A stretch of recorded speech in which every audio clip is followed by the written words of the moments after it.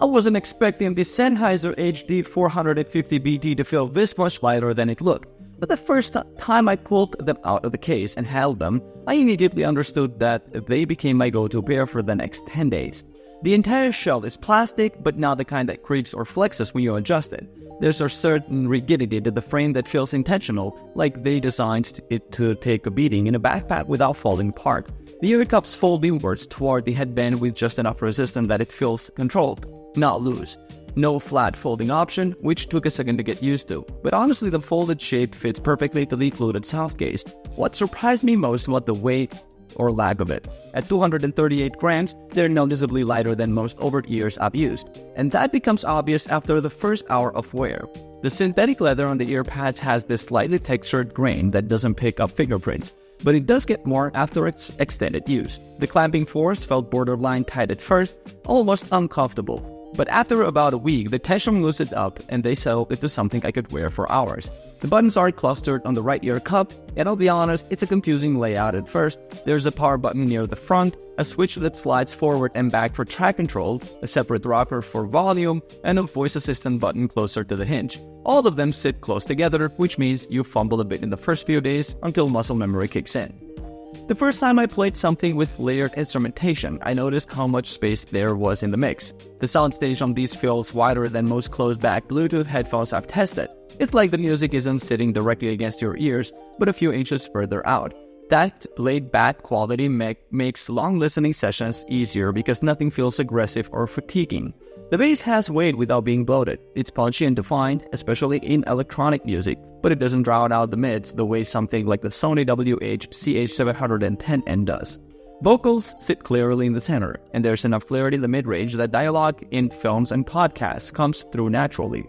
The treble is softer though, not harsh, but definitely rolled off compared to what you'd get from a wired pair in the same price range. When I switched to the included cable, the highs opened up a bit, which confirmed it's a Bluetooth tuning choice. Compared to the Sony WH-CH710N I used before this, the Sennheiser has noticeably better instrument separation. With the Sony, everything felt compressed and bass-heavy, like all the detail was buried under low-end rumble. The HD 450BT gives you room to hear individual elements in a track without having to turn up the volume. The noise cancellation works, but it's not going to compete with something like the Bose 700. It takes care of constant low-frequency hum, AC units, distant traffic, keyboard tapping, but raised voices and sharper street noise still come through. There's also faint whirring sound on the left side when ANC is active, which I only noticed in quiet environments. But once I heard it, I couldn't fully unhear it. Sony's WH-CH710N actually handles ANC better in noisy environments, even if it sounds worse overall. Battery life is legitimately impressive. I got just over 27 hours with ANC on, which is close enough to the 30-hour claim that I never worried about charging midweek. USB-C charging is a nice touch, though there's no fast charge, so you're looking at 2 hours for a full top-up. When you scroll through the product page, you can immediately see what Sennheiser wants you to believe this is about. They lean hard on the 30-hour battery life and the noise cancellation, which makes sense.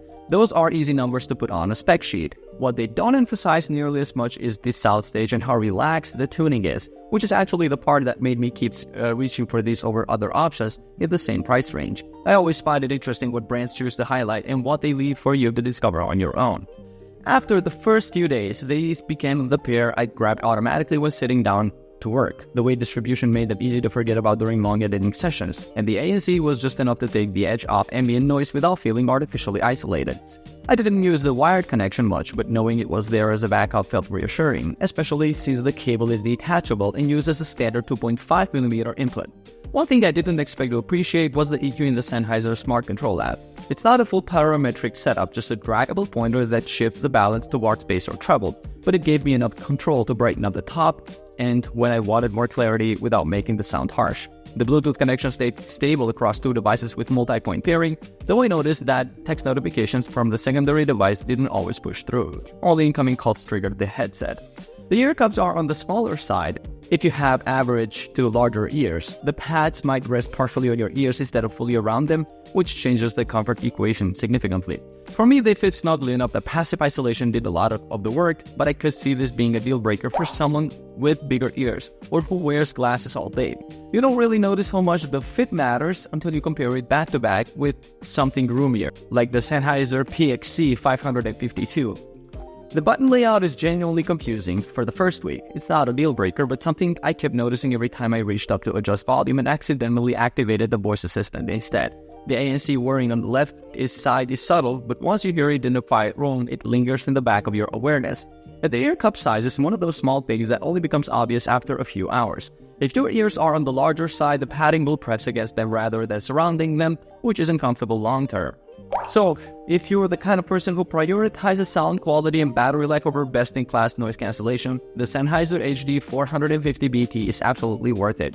The relaxed tuning and wide soundstage made these ideal for long listening sessions where detail and separation matter more than raw bass impact. But if your day is mostly loud commutes or open offices where you need aggressive ANC, the difference may not be worth it over something like the Sony WH-CH710N, which isolates better even if it sounds less refined. For $150, these hit a balance that feels rare, comfortable enough to wear all day, clear enough to enjoy music properly, and reliable enough that you stop thinking about them while they're on your head.